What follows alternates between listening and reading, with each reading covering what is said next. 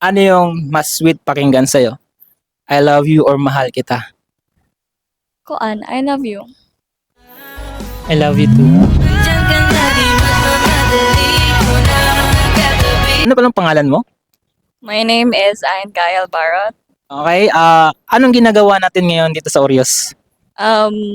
Nagpa-enroll. Question pala si Kuya Dave sa'yo. So, ready ka na? Okay. Naniniwala ka pa ba sa concept na ligaw? Yes, for me, it's really kanang necessary good pag mangligaw ka sa isa ka babae kay or it's a formal way of showing her that you love her, something like that. So, sa salitang ligaw, ano mas pipiliin mo? Yung lalaking magpapaalam sa'yo naman ligaw or yung lalaking nag-first move na lang? Well, it really depends on the situation, whether a person wants to be in a relationship or something. They want to be in a relationship. It's either, for me, it could be both, I think. Kanang lacking a straightforward. So, gusto na mo na straightforward na pugo sa'yo. Nag-matter ba sa'yo ang looks? Hindi. Obvious naman good. Pag kanang kapilian yung babae, face or personality, personality wins mangyud yapon kay unsaon man nimo ang laki nga gwapo ug mao tong batasan. So, para sa mo, pasok ko.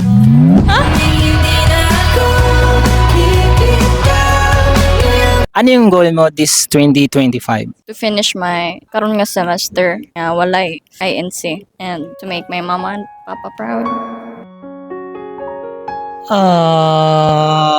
Ayaw mo ba magtanong sa akin kung ano yung goal ko sa 2025? Unsay goal nimo karon 2025?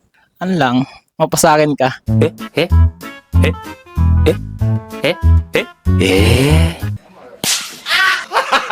Gago! Ano yung mas sweet pakinggan sa'yo? I love you or mahal kita? Koan, I love you. I love you too.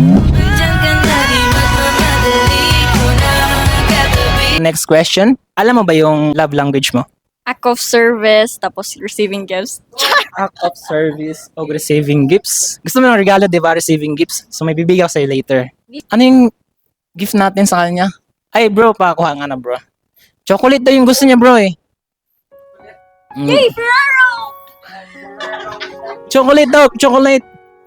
Kunin mo ang chocolate bro. Chocolate lang, chocolate. Chocolate and flowers, thanks.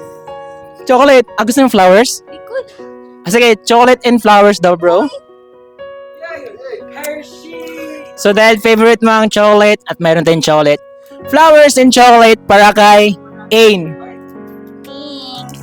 Hey. Minyo na day ko guys, minyo na ko. Shout out to Orient Publication, my best bro and best atis. And shout out to my friends, my family, Aura. Dahan-dahan lang kitang aawitan,